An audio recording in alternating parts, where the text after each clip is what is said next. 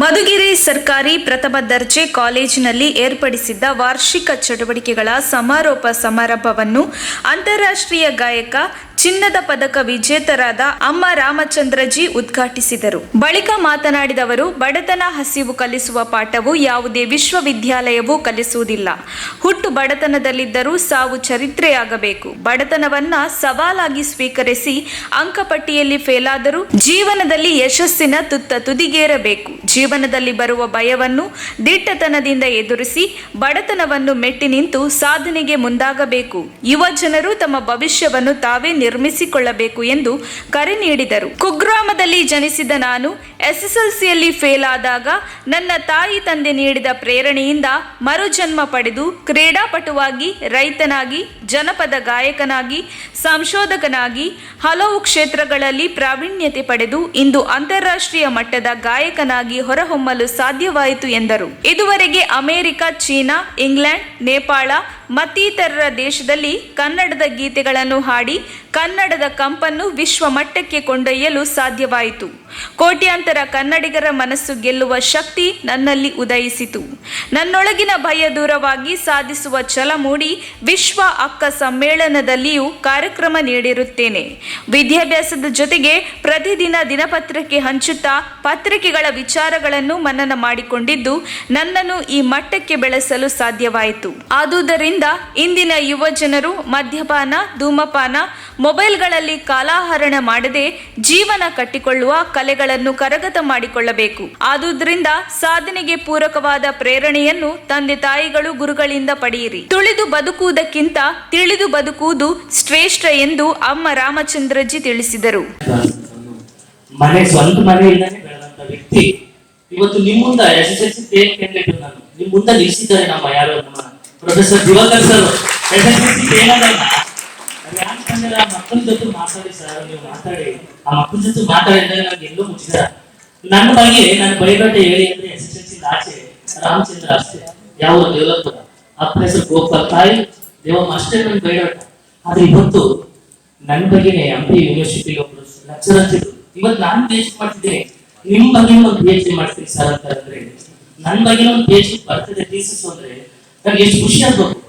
ಮತ್ತೆ ಇವತ್ತು P H D ಮಾಡ್ತೀನಿ ಮತ್ತೆ ನಿಮ್ ಬಗ್ಗೆ ಒಂದು ಬುಕ್ಸ್ ಬರೀತೀನಿ ಸರ್ ಅಂತ ಪ್ರೊಫೆಸರ್ ಮೊನ್ನೆ ಫೋನ್ ಮಾಡಿ ನಿಮ್ ಬಗ್ಗೆ ಒಂದು ಬುಕ್ಸ್ ಬರೀತೀನಿ, ನಿನ್ನಂತ ಪಿ ಎಚ್ ಡಿ ಮಾಡ್ತಾರೆ ನಿಮ್ ಬಗ್ಗೆ ಅಂದ್ರೆ. ಒಬ್ಬ ವ್ಯಕ್ತಿ 3 ಹೊತ್ತು ಊಟ ಇರಲಿಲ್ಲ, ಒಂದ್ ಜೊತೆ ಬಟ್ಟೆ ಇರಲಿಲ್ಲ. ನೀವು ಬಿ ಅಲ್ವಾ, ನಮ್ಮ ಸರ್ ಹೇಳಿದ್ರಲ್ಲ ದಿವಾಕರ್ ಸರ್ ಚಪ್ಪಲಿ ಇದ್ದಾನೆ ಬರ್ತಾವ ಮಕ್ಕಳು ಅಂತ, ಆ ಗುಂಪು ನಾನು ಸೇರಿದವನು. ಬಿ ಎ ಓದ್ಬೇಕಾದ್ರೆ ಸೆಕೆಂಡ್ PUC ಓದ್ಬೇಕಾದ್ರೆ ಒಂದು ಜೊತೆ ಚಪ್ಪಲಿ ಇರಲಿಲ್ಲ ನನಗೆ. ಸೆಕೆಂಡ್ PUC ಒಂದು ಪ್ಯಾಂಟ್ ಒಂದು ಸಂತಲೆ ಕಾಲ ಕಳೆದಿದೆ ಮಕ್ಕಳಿಗೆ ಇವತ್ತು ಖುಷಿಯಾಗಿ ಹೇಳ್ತೀನಿ ಇವತ್ತು. ಯಾಕಂದ್ರೆ ಇವತ್ತು ಆ ರೀತಿ ಇಲ್ಲ ನನಗೆ. ಆದ್ರೆ ನನ್ ಬಂದ ದಾರಿ ಇದೆಯಲ್ಲ ಅದನ್ನ ನಾನು ನೆನೆಸ್ಕೊಂಡು ಮಾತ್ರ ಮುಂದೆ ಹೇಳಕ್ಕೆ ನಮ್ಗೆ ಸಾಧ್ಯ ಅಂತ ಹೇಳ್ತಾ ಈ ಕಾರ್ಯಕ್ರಮಕ್ಕೆ ನನಗೆ ತುಂಬಾ ಖುಷಿ ಆಯ್ತು. ಅಂದ್ರೆ ನಮ್ಮ CDC ನಮ್ಮ ಜಗನ್ನಾಥ್ ಸರ್ ಬಂದ ತಕ್ಷಣ ಖುಷಿ ಪಟ್ರು. ಅವ್ರ ಹೆಸರಲ್ಲಿ ಇದೆ ಜಗನ್ನಾಥ್ ಅಂತ. ಇಡೀ ಜಗತ್ತಲ್ಲಿ ಕಣ್ಣಿಸುವಂತ ವ್ಯಕ್ತಿತ್ವ ನಮ್ಮ ಜಗನ್ನಾಥ್ ಸರ್ ಇದೆ. ನೀವು ನೋಡಿ ಯಾರಾದ್ರೂ ತುಂಬಾ ಈ ಕಡೆ ತುಂಬಾ ದಪ್ಪ ಇರ್ತಾರೆ ಅಂದ್ರೆ ಆ ವ್ಯಕ್ತಿತ್ವ ಅಷ್ಟೇ ತೂಕ ಇರ್ತದೆ. ಅದನ್ನ ಕಾಲೇಜು ಅಭಿವೃದ್ಧಿ ಸಮಿತಿ ಸದಸ್ಯರಾದ MR ಜಗನ್ನಾಥ್ ಮಾತನಾಡಿ, ಸ್ನೇಹಿತರ ಸಹವಾಸದಿಂದ ಕೆಟ್ಟ ಚಟಗಳನ್ನು ಕಲಿತು ದಾಸರಾಗುವ ಬದಲು ಸಾಧಕರ ಜೀವನ ಚರಿತ್ರೆಗಳನ್ನು ಅಧ್ಯಯನ ಮಾಡಿ ಅವರಂತೆ ಸನ್ಮಾರ್ಗದಲ್ಲಿ ನಡೆದು ಜೀವನ ಕಟ್ಟಿಕೊಳ್ಳಬೇಕು. ನಾವು ಎಷ್ಟೇ ಎತ್ತರಕ್ಕೆ ಬೆಳೆದರೂ ಅಪ್ಪ ಅಮ್ಮನ ಋಣ ತೀರಿಸಲು ಸಾಧ್ಯವಿಲ್ಲ. ಆದುದರಿಂದ ವಿದ್ಯಾರ್ಥಿಗಳು ಉತ್ತಮ ಶಿಕ್ಷಣ ಪಡೆದು ಸತ್ಪ್ರಜೆಗಳಾಗಬೇಕು. ಕಷ್ಟಗಳನ್ನು ಎದುರಿಸಿ ತಂದೆ ತಾಯಿಯ ಆಸೆಯಂತೆ ವಿವಿಧ ಕ್ಷೇತ್ರಗಳಲ್ಲಿ ಸಾಧನೆಯನ್ನು ಮಾಡಿದ ಅಮ್ಮ ರಾಮಚಂದ್ರಜಿ ಅವರನ್ನು ವಿದ್ಯಾರ್ಥಿಗಳು ಮಾದರಿಯಾಗಿ ತೆಗೆದುಕೊಳ್ಳಬೇಕೆಂದರು. ಅಧ್ಯಕ್ಷತೆ ವಹಿಸಿದ್ದ ಪ್ರಾಂಶುಪಾಲರಾದ ಪ್ರೊಫೆಸರ್ DS ಮುನೀಂದ್ರ ಕುಮಾರ್ ಮಾತನಾಡಿ, ವಿದ್ಯಾರ್ಥಿ ದೆಸೆಯಲ್ಲಿ ಶಿಸ್ತುಬದ್ಧ ಜೀವನ ರೂಪಿಸಿಕೊಳ್ಳಬೇಕು. ವಿದ್ಯಾರ್ಥಿಗಳು ಮಹತ್ವಾಕಾಂಕ್ಷೆಯುಳ್ಳ ಯಾವುದೇ ಕ್ಷೇತ್ರವನ್ನು ಆರಿಸಿಕೊಂಡರೂ ಕಠಿಣ ಪರಿಶ್ರಮ, ಶ್ರದ್ಧೆಯಿಂದ ಕಲಿಕೆಯಲ್ಲಿ ತೊಡಗಿಸಿಕೊಳ್ಳಬೇಕು. ಬಡತನವೇ ಸಾಧನೆಯ ಮೆಟ್ಟಿಲು. ಸಾಧನೆಗಾಗಿ ಹಾತೊರೆಯುವ ಮನಸ್ಸು ನಿಮ್ಮದಾಗಬೇಕು. ಪಠ್ಯ ಮತ್ತು ಪಠ್ಯೇತರ ಚಟುವಟಿಕೆಗಳಿಗೆ ಸಮಾನ ಆದ್ಯತೆ ನೀಡಿ ವಿವಿಧ ಕ್ಷೇತ್ರಗಳಲ್ಲಿ ತೊಡಗಿಸಿಕೊಂಡು ತಂದೆ ತಾಯಿಗಳ ಮೆಚ್ಚಿನ ಮಕ್ಕಳಾಗಿ ರೂಪುಗೊಳ್ಳಬೇಕು. ದುಶ್ಚಟಗಳ ದಾಸರಾಗುವ ಬದಲು ಸಚ್ಚಾರಿತ್ಯ ರೂಪಿಸಿಕೊಳ್ಳಬೇಕು ಎಂದರು.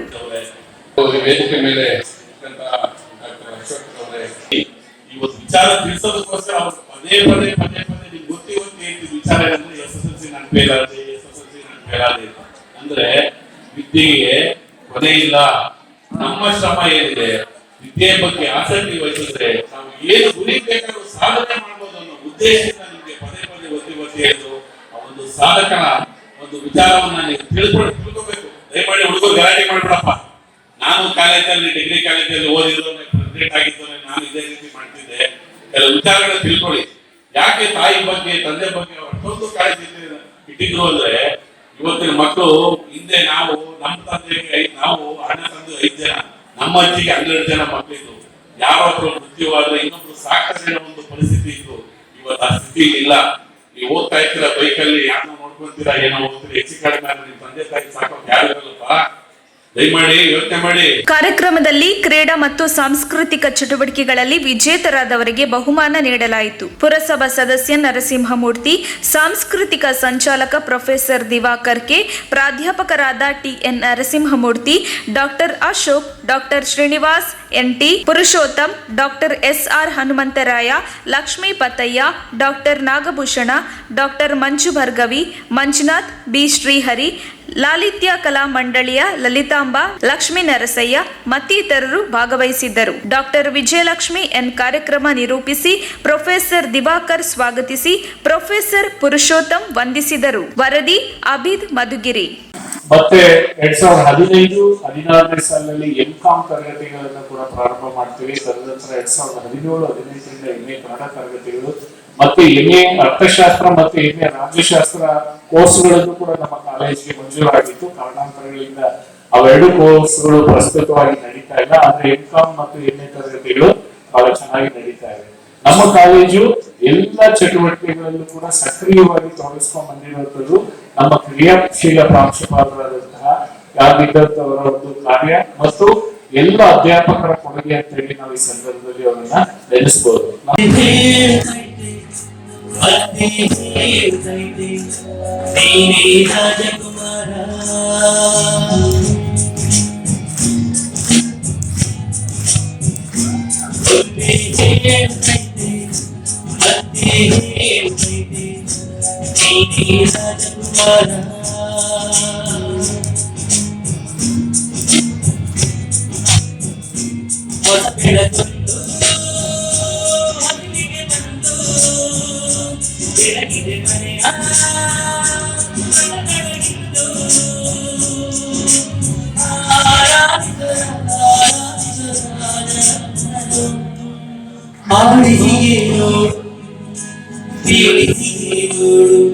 ಇಂದು ಸೋಲನು ಸೋತು ತಲೆಯ